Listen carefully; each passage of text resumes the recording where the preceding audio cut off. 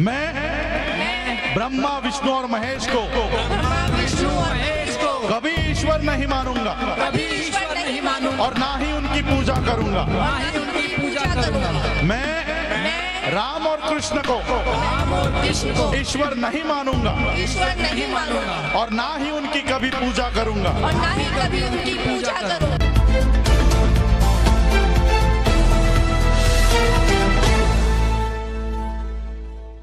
कभी तो हमें सोचना चाहिए आखिर इंद्र मेघवाल को घड़े छूने में मात्र पर उसकी हत्या क्यों हो गई। जितेंद्र मेघवाल को मूंछ रखने मात्र पर, सुंदर दिखने पर हत्या क्यों हो गई। हाथरस के अंदर एक बेटी की हत्या करके आधी रात को उनका शव जला दिया गया, आखिर क्यों। अभी दो बहनों को बलात्कार करके फांसी पे लटका के मार दिया गया, आखिर क्यों। घोड़ी पर बारात निकालने पर हमले क्यों। जाति के ऊपर इतना उन्माद क्यों। जब तक हम इस बीमारी को नहीं समझेंगे तब तक बीमारी का इलाज नहीं हो सकता। आप लोग जब बीमार हो जाते हैं, इलाज के लिए डॉक्टर के पास जाते हैं, डॉक्टर आपका सारी परेशानी सुनता और समझता है, समझने के बाद दवाई देता है। दवाई देने के बाद भी जब दवाई आप लेते हैं ठीक नहीं होते, उसके बाद फिर से आप डॉक्टर के पास जाते हैं। आप डॉक्टर को कहते हो कि डॉक्टर साहब आपकी दवाई जितने दिन आपने कही थी उतने दिन मैंने दवाई खाई, लेकिन मेरे को बिल्कुल भी आराम नहीं है। उसके बाद डॉक्टर आपके कई प्रकार के टेस्ट कराता है, ब्लड टेस्ट कराता है, यूरिन टेस्ट कराता है, एक्सरे कराता है, एमआरआई कराता है, सीटी स्कैन कराता है, और सारी जांच कराने के बाद पहले वो बीमारी के कारण को समझता है। जब आपकी बीमारी का कारण समझ आ जाता है, उसके बाद डॉक्टर दवाई देता है और दवाई लेने के बाद आप लोग ठीक हो जाते हैं। तो फिर हम लोग की बीमारी ठीक क्यों नहीं हो रही। हम लोग भी तो नाना प्रकार की दवाइयां खा रहे हैं। हम लोग भी तो जाति की वजह से उत्पीड़न से कैसे मुक्ति मिले उसके नाना प्रकार के उपाय कर रहे हैं। सरकारों ने बहुत सारे कानून बनाए, बहुत सारी योजनाएं बनाई, न्यायालय बनाए, लेकिन उसके बावजूद हमारी बीमारी से, उस उत्पीड़न से हमें मुक्ति क्यों नहीं मिल रही। तो मैं एक समाज का डॉक्टर होने के नाते, जो मैंने तरह तरह की जांच करने के बाद इस सामाजिक बीमारी का कारण ढूंढ निकाला है, वही कारण जो डॉक्टर बाबा साहब अम्बेडकर जी ने इतने साल पहले खोज लिया था कि ये सामाजिक व्यवस्था जो ऊंच नीच पर आधारित है, छुआछूत पर आधारित है, असमानता पर आधारित है, शोषण पर आधारित है, ये शोषणकारी व्यवस्था हमारी गुलामी का कारण है, हमारी बदहाली का कारण है, हमारे उत्पीड़न का कारण है। जब तक इस सामाजिक व्यवस्था में हम लोग बने रहेंगे, जब तक हम लोग अपनी अपनी जाति को ऊंचा बताते रहेंगे, जब तक हम लोग अपनी अपनी जातियों को जिंदा रखेंगे, जब तक हम लोग इस सामाजिक व्यवस्था में जहां विषमता है, शोषण है, छुआछूत है, जातिवाद है, उसी सामाजिक व्यवस्था में बने रहकर जातियों को जिंदा रखेंगे, तब तक हमें इस सामाजिक उत्पीड़न से, जातिगत उत्पीड़न से, छुआछूत से मुक्ति मिलने वाली नहीं है। डॉक्टर बाबा साहब अम्बेडकर तो दवाई देकर गए, उन्होंने इस सामाजिक बीमारी का कारण समझ लिया था और उसका इलाज करने के लिए वो पूरे समाज का आह्वान करके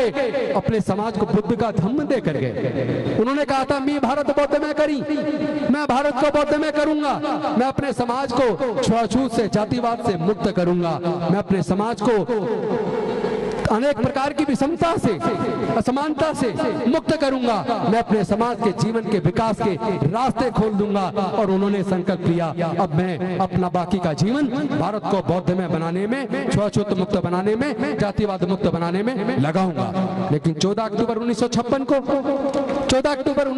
को डॉक्टर बाबा साहब अम्बेडकर ने बुद्ध के धम्म की दीक्षा ली, बुद्ध के धम्म को अपने आचरण में उतारा। लेकिन इससे पहले कि वो पूरे भारत को बौद्ध में करते, वो दीक्षा लेने के 1 महीने 22 दिन बाद वो महापरिनिर्वाण को प्राप्त हो गए। और उसके बाद वो डॉक्टर बाबा साहब अम्बेडकर का सपना, वो सपना रह गया। हम लोगों ने बाबा साहब की ये तो कहा हम बाबा साहब की औलाद हैं, हमने ये तो कहा हम बाबा साहब के खून हैं, ये तो हमने कहा हम डॉक्टर बाबा साहब अम्बेडकर को मानते हैं, लेकिन शर्म की बात है कि हम डॉक्टर बाबा साहब अम्बेडकर की बात को नहीं मानते। हम लोग डॉक्टर बाबा साहब अम्बेडकर की बात को नहीं मानते।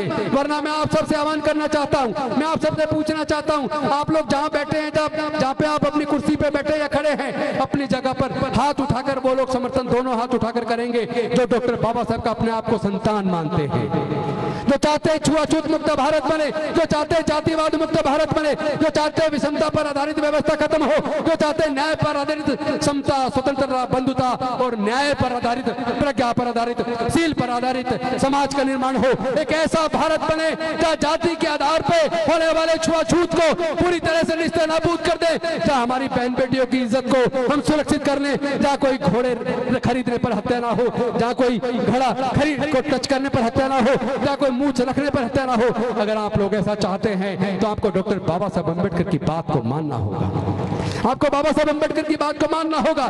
जैसा अभी राजरत्न अम्बेडकर जी कह रहे थे, आप लोग जातियों में इसलिए बने हुए हो ताकि आपको रिजर्वेशन का लाभ मिले। वैसे तो भंडारी जी ने बताया था 1990 का जो गवर्नमेंट ऑफ इंडिया का जो ऑर्डर आया कि आप लोग बुद्धिस्ट बनते हैं तो भी आपका रिजर्वेशन खत्म नहीं होगा, लेकिन मैं कह रहा हूं इस लालच को कब तक पकड़े रहे होगे?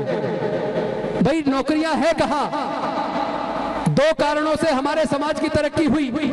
एक कारण हमारे डॉक्टर बाबा साहब अम्बेडकर जी ने पढ़ाई के रास्ते खोल दिए।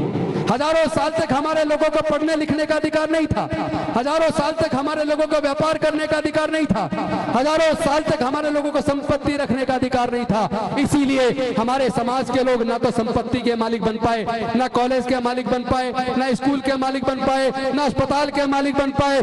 इसी वजह से हमारे लोग जमीन के मालिक नहीं बन पाए। इसी वजह से हमारे लोग देश की संपदा में, संपत्ति में, व्यापार में, इंडस्ट्रीज में हिस्सेदारी, भागीदारी सुनिश्चित नहीं कर पाए। इसी वजह से हमारे लोग पिछड़ गए और जो कुछ हमें मिला वो केवल डॉक्टर बाबा साहब अम्बेडकर के दिए रिजर्वेशन की वजह से, पढ़ने के अधिकार की वजह से दिया। अगर वो हमारे पढ़ाई के रास्ते ना खोलते, अगर हमारे लिए रिजर्वेशन की व्यवस्था ना करते, हम लोग नौकरी में ना पाते। आज हमारे लोग डॉक्टर बन गए, इंजीनियर बन गए, जज बन गए, कलेक्टर बन गए, साइंटिस्ट बन गए, प्रोफेसर बन गए, हमारे लोग मुख्यमंत्री बन गए, हमारे लोग राष्ट्रपति बन गए। लेकिन यहाँ ताली बजाने से पहले सोच लेना, ईमानदारी से बताइए, क्या मुख्यमंत्री बनने के बाद हमारी समस्याओं का समाधान हो गया? क्या देश के दो राष्ट्रपति बनने के बावजूद क्या हमारे समाज की समस्याओं का समाधान हो गया? आज भी तो राष्ट्रपति आदिवासी समाज से है, लेकिन दुख तब होता है आदिवासी राष्ट्रपति बनेगा तो कहेंगे आदिवासी राष्ट्रपति, दलित राष्ट्रपति बनेगा तो कहेंगे दलित राष्ट्रपति, दलित मुख्यमंत्री बनेगा तो कहेंगे दलित मुख्यमंत्री, मुख्य न्यायाधीश दलित बनेगा तो कहेंगे दलित मुख्य न्यायाधीश। अरे भाई जब बाकी लोग बनते हैं तो कोई कहता सुना है ब्राह्मण मुख्यमंत्री, ब्राह्मण राष्ट्रपति, सुना है क्या? इसी अंतर को समझिए। ये लोग हमारी इस पहचान को बरकरार रखना चाहते हैं। ये लोग समझ गए, जो लोग 16-16 घंटे धूप में काम करते थे, मेहनत मशक्कत करते थे, काम के बदले में पैसे नहीं मांगते थे, इनके पास ये बोलने की ताकत कहां से आ गई? आज ये जुल्म के खिलाफ आवाज उठाते हैं, आज ये आंदोलन शुरू कर देते हैं। उनको समझ आ गया ये ताकत डॉक्टर बाबा साहब अम्बेडकर के द्वारा इनके जो पढ़ाई लिखाई के रास्ते खोल दिए, इन्होंने पढ़ने लिखने से ज्ञान अर्जित कर लिया, इससे ज्ञान से इनके पास बोलने की ताकत आ गई। और जो डॉक्टर बाबा साहब अम्बेडकर जी ने रिजर्वेशन की व्यवस्था की, उस रिजर्वेशन की व्यवस्था से ये लोग ग्राम प्रधान बन गए, निगम पार्षद बन गए, जिला पंचायत में जीत कर आ गए, एमएलए बन गए, एमपी बन गए, मंत्री बन गए। यहाँ तक कि मैं आज अगर मंत्री हूँ तो डॉक्टर बाबा साहब अम्बेडकर की कुर्बानी और बलिदान की वजह से हूँ। लोग कहते हैं कि मंत्री पद चला जाएगा, अरे मंत्री पद तो कुर्बान है अपने समाज के ऊपर, इस समाज की वजह से डॉक्टर बाबा साहब अम्बेडकर की कुर्बानी की वजह से मंत्री पद मिला है। अगर अपने समाज की इज्जत सुरक्षित ना कर पाए, अगर अपने समाज की बहन बेटी की इज्जत ना बचा पाए, अगर अपने समाज के ऊपर होने वाले जुल्म के खिलाफ ना बोल पाए, अगर अपने मुद्दों को हम संसद विधानसभाओं के अंदर ना उठा पाए, तो हम समाजद्रोही हैं, हम धोखेबाज हैं, हमने बाबा साहब के साथ धोखा किया। अब हम धोखेबाज नहीं कहलाना चाहते। जो लोग अपने आप को धोखेबाज नहीं कहलाना चाहते, उन्हें समाज की आवाज को उठाना पड़ेगा, उन्हें समाज के इस आंदोलन को घर घर तक पहुंचाना पड़ेगा। और हम सब अगर बाबा साहब के बच्चे हैं, चूंकि देखिए नौकरी वो खत्म कर चुके, ऑलरेडी देश के सारे संसाधन बेच चुके, जैसा राजरत्न अम्बेडकर जी ने बताया। आज मैं आपका आह्वान करता हूं, हम खुद खुले मन से कह रहे हैं हमें आरक्षण नहीं चाहिए, आप संभालो अपना आरक्षण, हमें सम्मान चाहिए, हमें स्वाभिमान चाहिए। हमें देश के सर्वोच्च न्यायालयों में, देश के उच्च न्यायालयों में, देश की संसद में, देश की विधानसभाओं में, देश के सारे संसाधनों में, देश के व्यापार में, देश की इंडस्ट्रीज में, देश के सेक्रेटरीट में, हर क्षेत्र में हमें हिस्सेदारी व भागीदारी चाहिए। हमें जमीन के अंदर हिस्सा चाहिए, प्राकृतिक संसाधनों में हिस्सा चाहिए। अब केवल नौकरी की बात बेईमानी हो गई है, नौकरी से काम चलने वाला नहीं है। हमें हिस्सेदारी भागीदारी की मांग करनी होगी। अपनी इस लड़ाई को हमें लड़ना होगा। हम जानते हैं हम इस लड़ाई को लड़ेंगे, हम इस लड़ाई को जीतेंगे। जीतना हम जानते हैं, बाबा साहेब ने जीता था तो बाबा साहेब के बच्चे भी जीतेंगे, बाबा साहेब के बच्चे भी जीतेंगे। लेकिन इस जीत में अगर हार मिलती है, अगर कोई कमजोरी दिखती है, तो उसका एक ही कारण है कि हम लोग जातियों को जिंदा रखे हुए हैं, हम जातियों को बनाए रखे हुए हैं। मैं पूछना चाहता हूं, अगर जाति कुदरत ने बनाई है तो अमेरिका में जाति क्यों नहीं है? फ्रांस में जाति क्यों नहीं है? जर्मनी में जाति क्यों नहीं है? ब्रिटेन में जाति क्यों नहीं है? चाइना में जाति क्यों नहीं है? जापान में जाति क्यों नहीं है? ऑस्ट्रेलिया में जाति क्यों नहीं है? न्यूजीलैंड में जाति क्यों नहीं है? कोरिया में जाति क्यों नहीं है? पूरे दुनिया के अंदर जाति नहीं है। जाति है तो केवल भारत के अंदर है। हमें इस पर चिंतन करना चाहिए। वो कौन लोग हैं जिन्होंने जातियां बनाई, और जाति के बनने से फायदा किसको हुआ और जाति के बनने से नुकसान किसको हुआ? अगर जातियों की वजह से हमें नुकसान है तो फिर हम जातियों को पकड़ के क्यों बैठे हैं? हम जातियों को छोड़ क्यों नहीं देते? इसीलिए हमने इस बीमारी का इलाज खोज लिया है। खोज के तो डॉक्टर बाबा साहेब अम्बेडकर गए थे, लेकिन वो जो दवाई पुड़िया बनाकर समाज को डॉक्टर बाबा साहेब अम्बेडकर विषमता से मुक्ति दिलाने के लिए, छुआछूत से मुक्ति दिलाने के लिए, जातिवाद से मुक्ति दिलाने के लिए जो दवाई पुड़िया बनाकर डॉक्टर बाबा साहेब अम्बेडकर देकर गए थे, हमारे बुजुर्गों ने उसे अलमारी में बंद कर दिया और गलो गुलामी का जीवन जीते रहे, जातियों को जिंदा रखे हुए रहे। इसीलिए हमारे समाज के साथ जाति की वजह से उत्पीड़न होता है। अगर हम जाति छोड़ देंगे, हम बौद्ध बन जाएंगे। बाबा साहेब के सपने को पूरा करने के लिए बौद्ध में भारत का निर्माण करना होगा। 128 देश भारत की तरफ देख रहे हैं। वो भारत को विश्व गुरु मानते हैं, वो भारत को विश्व गुरु बुद्ध के देश के रूप में जानते हैं। बुद्ध की वजह से भारत का नाम दुनिया के अंदर रोशन है। भारत को फिर से वही गौरवशाली राष्ट्र बनाना है, भारत को फिर से विश्व गुरु बनाना है। उसका रास्ता केवल एक है, बौद्ध में भारत। जो लोग तैयार हैं बौद्ध बनने के लिए, जो जहां भी खड़े एक बार दोनों हाथ उठाकर समर्थन करेंगे। जो बौद्ध बनने के लिए, बाबा साहब के सपने को साकार करने के लिए, क्या आप लोग तैयार हैं? तो मेरे साथ बोलिए, बौद्ध धम्म की क्या पहचान, बौद्ध धम्म की क्या पहचान, बौद्ध धम्म की क्या पहचान। मानव मानव एक समान, जाति छोड़ो, जाति छोड़ो, जाति छोड़ो, जाति छोड़ो, जय जय जय जय जय भीम, जय भीम, जय भीम, जय जय जय जय जय भीम, जय भीम, जय भीम, जय जय जय जय जय भीम, जय भीम, जय भीम। हम लोगों ने सपना देखा है, हम लोगों ने संकल्प लिया है कि डॉक्टर बाबा साहब अम्बेडकर, अगर हमारे शरीर के अंदर खून है, अगर हम आपके बच्चे हैं, तो 2025 तक भारत में 10 करोड़ लोगों को हम बुद्ध के धम्म में लेकर आएंगे। अपने बुजुर्गों की सांस्कृतिक विरासत को मजबूती प्रदान करने का काम करेंगे। उसका संकल्प इस साल हमने 10,000 लोगों को दीक्षा दिलाने का संकल्प लिया था। लेकिन मुझे आप सबके साथ साझा करते हुए खुशी हो रही है, इसी अक्टूबर के महीने में भारत के अंदर 1 लाख से ज्यादा लोग बुद्ध के धम्म की दीक्षा ले रहे हैं। आज ही दीक्षा भूमि नागपुर में दीक्षा हो रही है, आज ही राजकोट के अंदर दीक्षा हो रही है, आज ही गुजरात के अमरेली में दीक्षा हो रही है, आज ही जोधपुर में, उदयपुर में, अजमेर में, जयपुर में दीक्षा हो रही है, आज ही इंदौर में दीक्षा हो रही है, भोपाल में दीक्षा हो रही है, बौद्ध में दीक्षा, बोधगया में दीक्षा हो रही है, पटना में दीक्षा हो रही है, लखनऊ में दीक्षा हो रही है, कानपुर में दीक्षा हो रही है। किस किस शहर का नाम लूं? तमिलनाडु में दीक्षा हो रही है, तेलंगाना में दीक्षा हो रही है, कर्नाटका में दीक्षा हो रही है। और मुझे बताते हुए खुशी हो रही है, 25 लाख में स्पेशल एक फ्लाइट स्पाइस जेट बुक करके 25 लाख रुपए में 150 डॉक्टर तमिलनाडु के चेन्नई से कल रात बौद्ध में भारत का एक पूरा विमान बुक करके बाहर छपवा के बौद्ध में भारत, बाबा साहब का सपना बौद्ध में भारत, वो विमान पूरा 150 डॉक्टर 25 लाख एक तरफ का किराया देकर आने जाने का पूरी फ्लाइट बुक करके वो लोग तमिलनाडु के चेन्नई से कल शाम दीक्षा भूमि आए, नागपुर आए हैं। तो पूरा भारत बुद्ध की तरफ चल चुका है। चलो बुद्ध की ओर, ओ साथी चलो बुद्ध की ओर। देखो छाया भी हो गई।